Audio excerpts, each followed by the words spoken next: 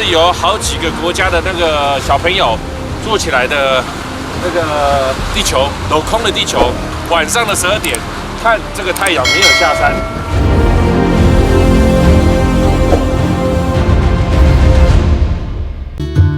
大家好，我是小王。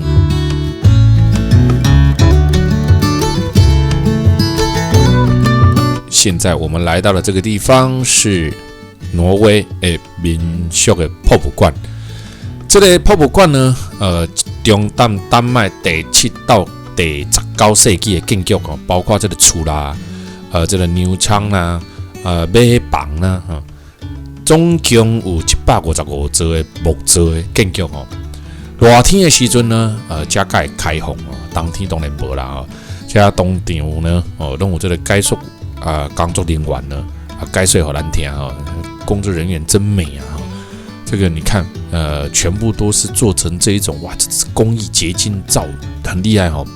从 Girl 搬来的木造教堂哦，可以说是国宝级的精品啊。你说为何没有用石头？因为当时这个地方是没石头啊，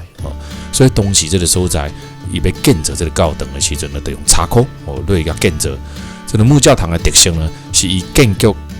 筑结构由直立的这个插帮哦所架起来的，就是把直立的木板所架起哦，而不是由原木横向堆起的哦。以前呢用一块直立的木板让它架起来的不太一样，尤其是在这个屋顶都会有绿化的建筑，种上一些草。屋顶盘旋的龙纹啊，门楣上的这些图案，我看到不哈，拢是北欧少见的形式。这类的建筑形式在挪威当中的中南部会出现。19世纪国家主义兴盛的时候呢，很多人将这个木教堂当作挪威的象征，因为这个木教堂也只有在挪威这个区块你看得到。另外一个区块当然形式不一样的东正教堂在俄罗斯看得到，但挪威的这种特色教堂在当时由他们当地人所盖起来的特色教堂，真的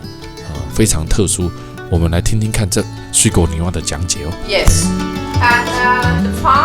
the farmer himself, so the head of the farm, he would sit on the top of the table, and then his wife would sit here, the grandmother, and the maid woman, his daughters, and all the rest female workers. So they had a specific setting. 那在这个地方呢，他们做起来的话呢，也确实有排序。There's a horse, and as I already told you, horses were seen really as a special animal, and therefore there's also a horse on this to symbolize importance. 大家有没有看到，就是说这一件东西呢非常特别，它的这个就是说它的 iron some small stuff like this, iron things. 那还有一个呢，它可以说可以那 To 个 make straight stuff, right? 啊， Yes. 猜 It 啊， was 它是干嘛？哇，你看看，小朋友出游了，在欧洲，尤其是到了春夏两季的时候，你最常看到的就是小朋友户外教学。这些小朋友的户外教学呢，吸引了阿公阿嬷的相机，大概呢，目不转睛的盯着这些小朋友来看呢。为什么这些小朋友？因为他们很有秩序哈，一个牵着一个哈，而且但澳洲他们喜欢做的是所谓的户外教学哈。这里这个教室内底考试、写字、补习对来讲呢是不可思议的事情哦。为什么要这么做？所以在欧洲、北欧，他们的快乐指数永远高于所有的人呢。我们现在来到了另外一个地方喽，我们现在已经来到了奥斯陆，挪威的奥斯陆喽，诺贝尔得奖喽。所谓得奖者呢，就对这个楼梯落来哈，还有一个钟哈，会使卡，但是呢，得奖的该会使卡哈。每一道来家我拢会叫大家哈，动作得奖者哈，对顶管安尼行的啦，这个市景听真水哈，非常的水嘛，非常的快。出国就是安尼啦，出国就是安尼啦。你爱怎样好去娱乐自己，娱乐大众哈，要带动气氛啊，不用避暑哈。这个团体呢，避暑的时候呢，玩就玩不起来哈，所以我说团体的气氛很重要哈。骑行跳了呢，咱行出来外口哈，开始今天的奥斯陆游览。你看这个是电动车哈，这个还是在很简易型的电动车哈，不是很高级的，不是特斯拉，不是做高级的。边仔都有这个叉子啊，那插来充电哦。但规个挪威电动车算是他们城市的重要象征之一，在挪威有超过四成以上全部都是电动车吼，这是市政厅的外口面哈。咱即马对市政厅慢慢要行去另外一个所在，江边的码头。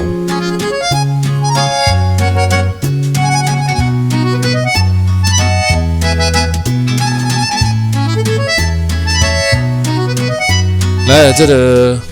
咱行到江边的码头。贯穿市区的卡尔约翰大道是奥斯陆最主要的商业街，我们现在就要走去那一个地方。奥斯陆呢，原本的意思是上帝的山谷，为挪威人口最多的城市哈，建成在1050年啊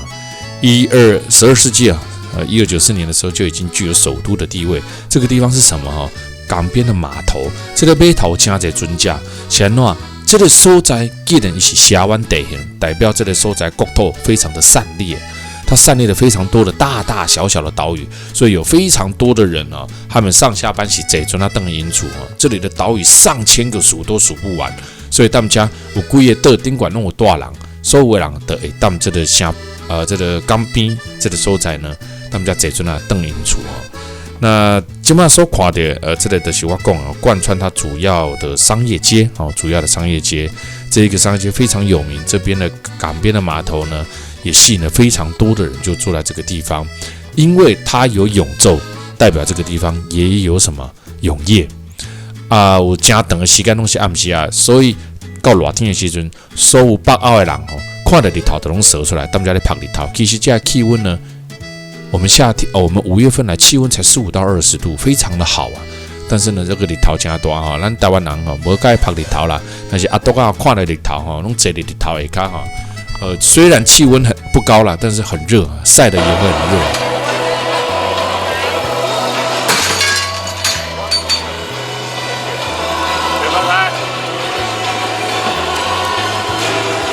夏季的活动就是很多哦。那刚好这旁边呢有一个巧克力的活动哈，你把那个钟敲一下哈，它就可以送你一条巧克力哈，作为一种噱头。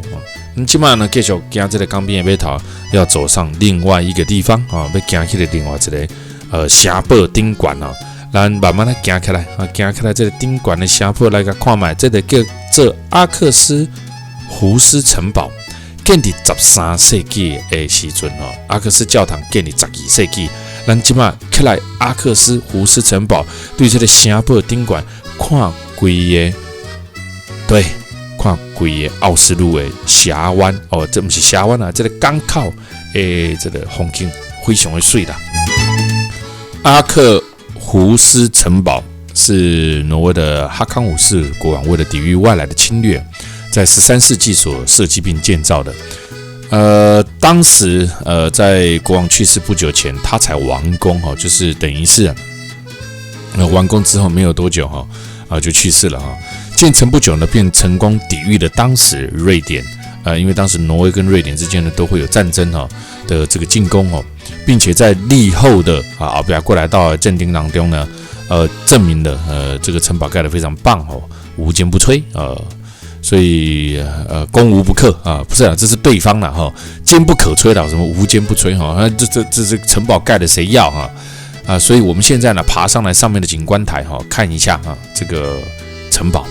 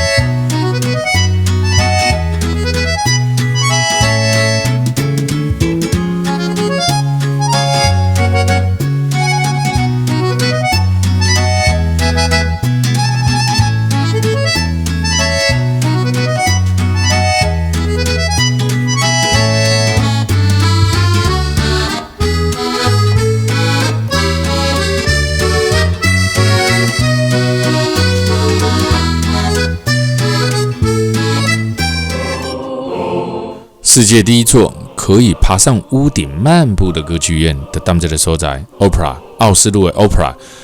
挪威上届有名的建筑师呢，踮遮呢开5档的时间来建造，踮2008年的时阵呢来启用。这个所在呢是10世纪里德罗斯大教堂了呢，挪威国内上大文化的建筑啊。这内底真赞哦，包括这内底你看吼，完全拢是吼用大自然的方式来的起这吼，这玻璃帷幕会使甲天顶的这个蓝天白云来印在这个玻璃上面，里面哦完全都是用天然的材质啊，占地38500平方公尺，提供了3种的表演场地：歌剧厅、芭蕾舞厅、音乐厅。这里的收音效果呢好得不得了哦。那有部分呢还在水下16米深处的地方哦。设计这一个挪威歌剧院，它的造型呢就像冰山哦，一半在水里面，一半在水上面，所以它外面呢还有一个水池，就是盖在水下面。马蹄形的歌剧院拥有世界上最贵的音响系统，单一造价高达了1500万美金，用最先进的技术提供了所有来家听歌剧的人这个视觉享受音效享受，被誉为17世纪以来19啦，不是17，19世纪以来全世界最好的歌剧院。在1890年，很多的挪威人就希望能在奥斯陆建造国际级的歌剧院哦。但是呢，反对者认为呢，离住宅区太近啦，会变成噪音而且投资真大。所以呢，这每一个国家拢相共也建筑呢，正反两面，有看到无？这玻璃是不是都把天顶的云弄印下来印到这边来？有没有看到这个就是歌剧院事实证明呢，奥斯陆歌剧院呢盖得非常非常的成功营运第1年呢就已经吸引100万人次来到这个地方尤其是呢，他当时盖完之后呢，收到很多这个国际建筑师的这个颁发的奖项那所以呢，奥斯陆歌剧院是一个强调共享的建筑，任何来到奥斯陆的旅客都会想要亲眼目睹，尤其是他设计的这个大理石山这个坡道，让你可以爬到歌剧院的屋顶。全世界有哪一个地方可以爬到歌剧院的屋顶啊？就只有在这边，36000块意大利大理石把它铺成了一个斜坡。歌剧院白色的屋顶，像从海里面拔地而起的冰山，这就是奥斯陆歌剧院它最了不起的地方。我们现在又来到了另外一个我原本没来后来呢，我有时间季大哥讲要来不要紧多有时间顺抓驶过来家，我们来看看雕刻公园维格兰雕刻公园呢，一个占地很广的露天雕刻公园。这个公园呢，它的雕刻呢，其实非常的精致可能加纬度加广的所在所以呢，你看咱走到后边还山红北比有型无够型的啦这个为什么呢？因为那个最有名的是那一个刚刚那一个小朋友为什么他的手用蒙个吉米？因为呢，他的这个表情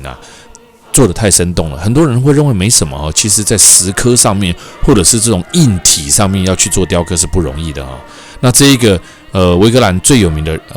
作品呢，当然就是在后面的一个人身柱，高14公尺，规对大的花岗岩呢开凿出来的，由3个石匠开15档的时间到完成的这个作品顶管呢刻满了121个人生的百名人生百态对下骹到顶管每一个人都呈现了往上流动的这个动感象征的是挣扎的往上成长，哇，不容易也不简单其实呢在这个挪威可能是气候的关系，可能是纬度的关系非常棒所以他们带来的东西是什么？带来的东西是空气非常的好。那这些空气呢，使得你进到这个雕塑公园，你不会觉得很多的树叶上面还是你的雕刻顶完弄有灰尘所以你也感觉清气当当非常非常的清气那起码呢，对这个雕塑公园来，一定行出来行出来了呢其实都很近都很近那我们就当然走到这一个皇宫看看这个女皇在不在啦国王在不在啦就在这里呢漫步的看看这一个整个奥斯陆非常非常非常休闲的这整个城市，来到了北欧，整个一切的这个所有的动作都是放慢。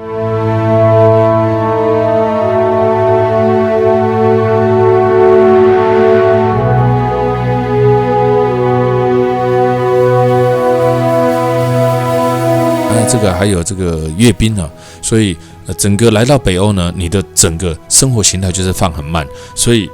小王一直说，我希望在将来的录影节目当中呢，我们可以再把我们录影的 schedule， 再把行程再少一点，让整个行程呈现更缓慢，能够更休闲的慢慢走，慢慢看哦。这个有挣扎期，有痛苦期，相当，因为我把行程少下来，很多人会讲说，哎呀，那也不可以，现在也不可以。但是我必须要慢慢的开始纠正所有人的旅游心态、旅游的观念，相当，你无法度啊，白开莫有时候出去出去先看先欢喜噶，出去行拢行袂行，对吧？我们现在正准备在坐飞机。我们现在坐飞机要飞到哪？我们已经中间我们有拍哈，现在飞机已经抵达了。我们坐的飞机，我们现在来到了阿尔塔，我们来到了另外一个地方咯，但是不是另外一个国家。我们搭机飞往北极圈内，我们现在已经进入了北极圈峡湾港市阿尔塔。我们现在呢来到了阿尔塔，这个已经在北极圈内呢，越来越开心哦。为什么越来越开心？因为我们开始要感受到日不落咯。我们现在来到了阿尔塔史前遗迹博物馆，来看看史前的遗迹，有古老的船只、服饰、钱币、居家方式，了解拉普兰人的生活方式。拉普兰人呢，其实可以有一点像是我们常在讲的爱斯基摩人一样，他们生活在北极圈内生活在挪威的北部、荷兰的芬兰的北部，还有俄罗斯的北部这一区原本都叫做什么？都叫做拉普兰生活圈拢是因的苦役。当然一样啦所有的原住民都有遭受过被分解、被破坏。如今各个国家完全都在保有拉普兰人的传统的生活形态。我以前加拢是这个原住民的土地，但是因红挂越赶越北边，越赶越北边现在呢，他们开始的把这个拉普兰的这一个文化园区开始用出来。这里有北欧最大，从石器时代就遗留下来的这个岩石壁画，距今到起码一定有7000到2000年左右时间的历史的壁画，就刻在这个石头顶馆。Oh, and the way we know that is because there was a huge ice age here in northern Europe for 100,000 years, and it was about 3 kilometers with ice. 这个史前博物馆呢，应该是在西元前4200年前呢，到500年左右的雕刻。这东西挪威宗教岩画刻着这一个分布了很多的地方，7个区域有过来的所在。这大部分的石头雕刻呢，跨差不多20到40厘米。有的石头顶管各有刻着麋鹿啦、熊啦，各有这个鹅刻着宗教的这个礼仪啦、俩希亚啦、狩猎啦，一般的生活模式还有很多的人物跟动物就在这个地方这里的这个岩画已经有很多年的历史了在85年的时候也被联合国列为世界文化遗产的名单。这里的岩画是世界上最早的石窟岩画艺术群其中一个但进来会使了解到以前的人要怎么当这个冰天雪地所在要怎么了解到以前人当北极圈内底怎么生活看这个岩画你就会使了解到。所以麋鹿这种动物但以前过2000年它就已经是被驯养的被养的一种动物了那追溯到6000年以前呢，在岩画跟所有的岩画合在一起呢，非常非常的重要。看到不？几乎岩画上面画的呢，大量的都是麋鹿，代表着他们生活，麋鹿跟他们息息相关。我们刚才前面有看到，就是说，人啊2条腿，要是断了1条腿呢，就成单只了这边。所以这个时候呢，大家可以看到中间的人画了3条腿。对啊，看到没？好，3条腿的人3条。3条腿，男生呢 And you can see here, this kind of looks like snakes or hooks, but there are no snakes in Finnmark, it's too cold. So these are actually reindeers that are swimming in the ocean.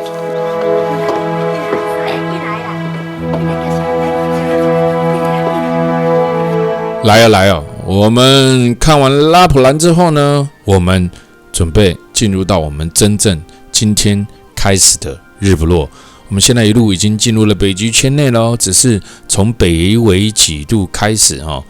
算是北极圈里面这一路上呢，我们将经历各式各样不同的地形，还有呢各种天气气候了。你看又开始下雨了哈。咱下路上这条路线有落雨有落雪，还有看到什么？看到彩虹，就是我们现在要从阿尔塔一路前往一个地方，这里所在叫做北角北角。我们将前往北角，欣赏我们这一趟另外一个重要的旅程——日不落。北角的日不落是为什么呢？因为呢，梦幻般的日不落奇景呢，在北极圈以北的高纬度地区呢，地球赤道自转跟公转的轨道有 23.5 度的夹角，产生了太阳不日落。进入北纬66度以上呢的开始进入了所谓的北极圈内了哈。挪威的北角被认为是澳洲上北边，距离北极呢是2100多公里而已哈。大家在北纬71度10分21哈，所以来到这里也可以看到移动的北这个北纬71度的山口的下内哈。那这个所在呢，嘛是所有的人哈，一定要来到这北纬71、10、21这个特殊的这个景点的数字哦，而这里呢也变成全世界一定会来到这个欣赏日不落的景色。每年5月底到7月底呢，超过20万人以上的观光客来到挪威北角欣赏太平洋与海平面上面短暂又消失又升起的日不落奇景，几乎天没有暗过。这样的奇景呢，唯有在极北的地区也在看得到。挪威的北角就是上盖水的观赏点，会让人家永生难忘。这气温呢，一当有150刚以上呢，拢是0度以下。北角最美的时候就是在5月过后，当然呢，大部分都是看不到日不落，因为你知道吗？它进入北极圈，北极圈的气候呢变化无常哦，真的那个变化之大呢，超乎你的想象之外。我们人生何其有幸，现在我们已经进入北极圈内，而且我们将前往这一个北角来去看看这个最美丽的日不落，午夜的太阳。尤其是呢，在这一条路上呢，我们一路上不只是看北角，我们一路上可以看到野生的麋鹿，马也在看了加水的风景点哦。这东西北极圈内，北极圈指的纬度数值为北纬66度，以一个假想圈哦，是北寒带跟北温带的分界线哦。加这所在有这个北极圈地区被叫做北极地区，北冰洋周边的陆地所组成的。美国的阿拉斯加北部、加拿大的北部。包括格陵兰，包括这个北欧，3个国家，芬兰、瑞典跟挪威，上顶关头的北边，这个土地看地图就知道，这个区域拢会使叫做北极圈内土地。北极圈内有极昼跟极夜的现象开始出现的界限哦。每一当有几个月的时间，日头拢无落山，嘛有几个月的时间，日头拢未出来。极昼跟极夜是地球2个极端特有的现象，指的是24小时之内全部都是白天，或者是都是黑夜哦。我们现在不是进黑夜现在是进山洞哦。北极圈是北半球内仅有可能发生极昼极夜的地方哦。所以呢，每一当公历3月21号写完了这个国历3月21号的前后，也就是春分的时刻，太阳直射到赤道这一天开始呢，北极圈内就出现了极昼，一开始只有北极点，慢慢扩张到北极圈内。所以呢，从3月21号开始，北极圈就是日头无落山，差不多过差不多2-3礼拜了呢，开始将北极圈内国家的变成有部分入北极圈内底的所在，嘛日头拢未落山这就是极昼跟极夜。而一直到了9月23号秋分了后呢，这个时间过了呢，北极圈北极点有极昼，这一天过后，日头没个出来啊，而慢慢的也扩张到其他的所在，北欧的其他的国家，开始北边的地方开始日头嘛没个出来啊，这就是极昼跟极夜。抓到时间，咱就会再来。夏至日头直射北回归线，这个时阵北半球的极昼范围是上大的，北极圈以北所有的所在呢，拢是日头哇，就赞嘞！所以这个夏至，直射北回归线23.5度，这个所在的时阵是什么时阵？那一天就是6月的第3个礼拜。北极圈内的这个地方纬度越高，出现极昼极夜的时间就越长。北极点附近地方有一年有一半的时间都是极昼，一半的时间都是极夜。哇，这真的是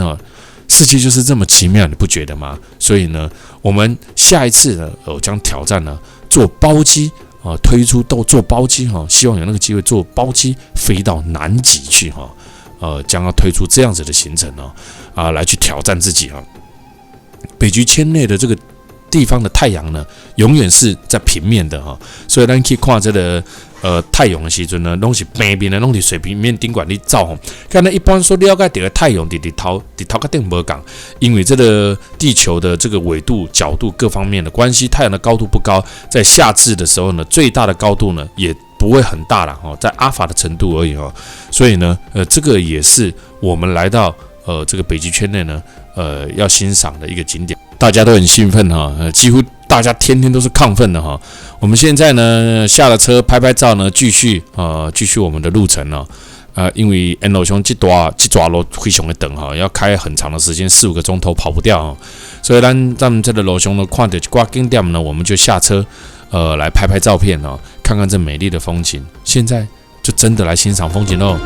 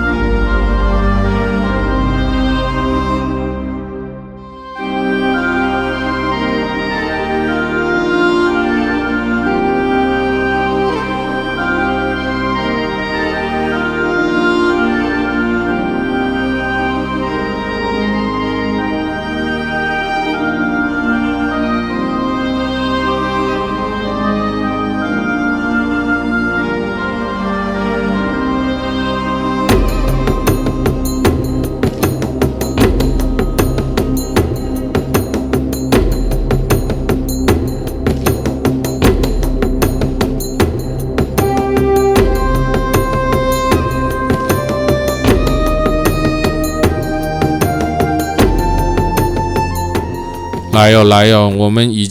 刚刚已经抵达我们的饭店，再出发要换车了。因为这个司机呢，不能长途驾驶，所以呢，佮换一架车这就是来到北角，费用来到北澳的贵。一架车开到这，即马是10:51，日头佮有但是你落雨真可惜但是呢嘛，会使看到啦这个澳洲就是安尼司机会使开到暗时伊袂使去开为了你的安全，伊就佮换一架车，成本就是安尼来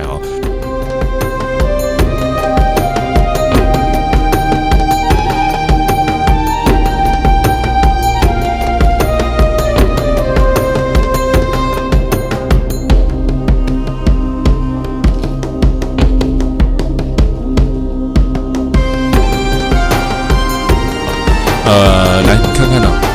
这个旁边有很多的麋鹿，看到无？这个东西野生的，这不是人饲的这沿路上其实看起来这，但是呢，这沿路上要抓这个镜头呢，无介好抓这个镜头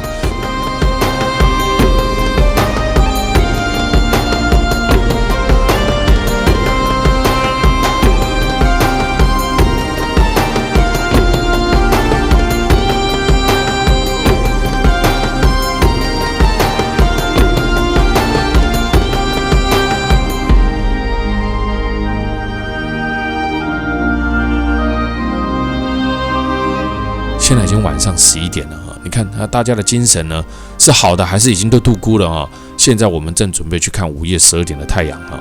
晚上11点了，这是晚上11点也许很多人来过，但也许还有很多人没有来过。今天我们就把这一趟这一幕带给很多没有来过、看过北极圈内挪威北角的人，给你们这一幕最震撼的，这个日不落，晚上11点了，尤其是我们一抵达的时候，哇，这个风套嘎哦，上去又下雪又下冰雹又下雨又出太阳的，真的是什么季节都遇到了哈。这个就是旅游，它趣味就在这边，虽然有一点辛苦，但是这一切都非常的值得。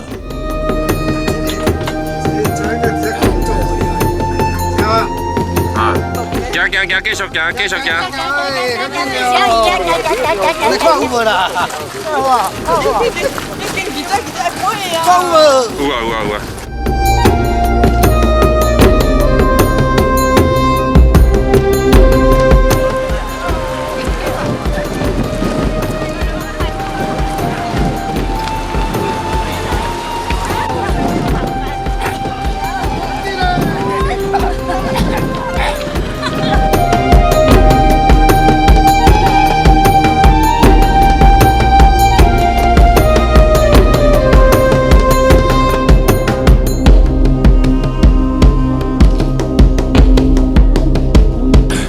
人生很幸运的可以来到这里在哪？挪威的北角，看这个5月12点的日不落风很大，但是呢，我觉得很幸福，很开心，有这个机会可以跟所有人来到这边看日不落，在北角，风真的非常非常的大，如果有机会一定要亲自来这边。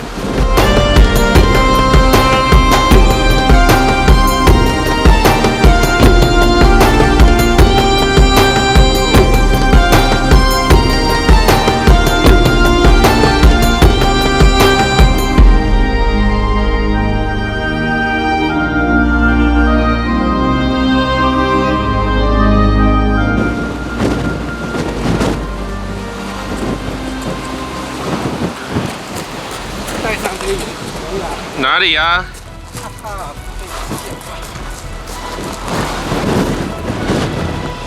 ？OK，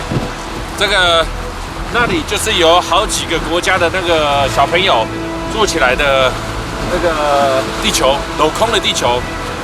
我们在这边要等到12点，在晚上不是中午，晚上的12点看这个太阳没有下山。那这边其实还不是最北边，最北边的在那一边。才是真正的那个天涯海角。小刘说在那一边，我说在那一边，究竟在哪一边 ？Anyway， 反正我们来到了北角。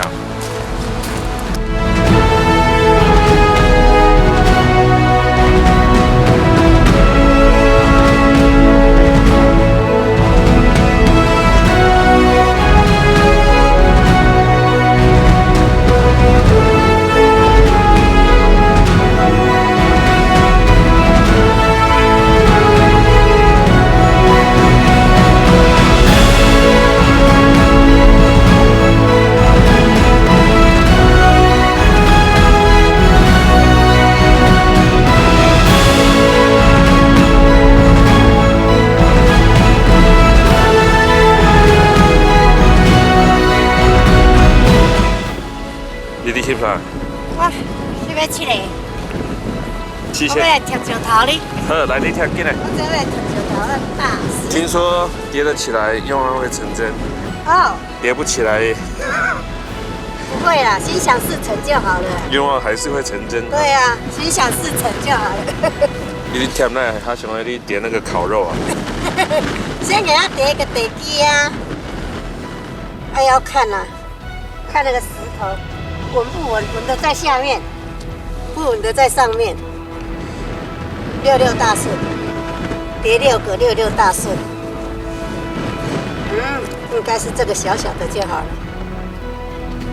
1、2、3、4、5、6，66大顺。OK，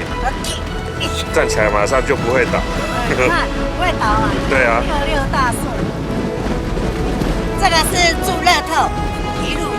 宏图大展。一路什么？宏图大展。对。OK。在这边有一个地球的儿童主题的纪念碑，象征了合作、友谊、希望跟快乐。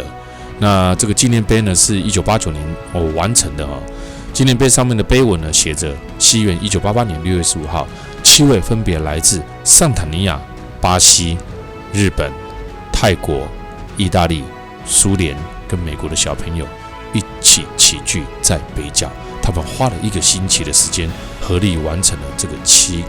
纪念碑，有看到吗？所以刚刚旁边的圆圆的象征的合作友谊跟快乐。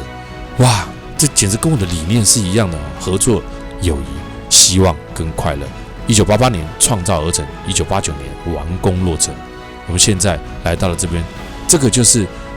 正用那种摄影在每个角度把太阳摄影下来，6点、7点、8点、9点，太阳没有下山。其实我们今天只是阴天下雨天，气候不佳，其实还是看得到。这里刚好他有在介绍这个，对科学、对这种地球有兴趣的，可以看看这一段，他在介绍了什么，为何会有日不落的景象。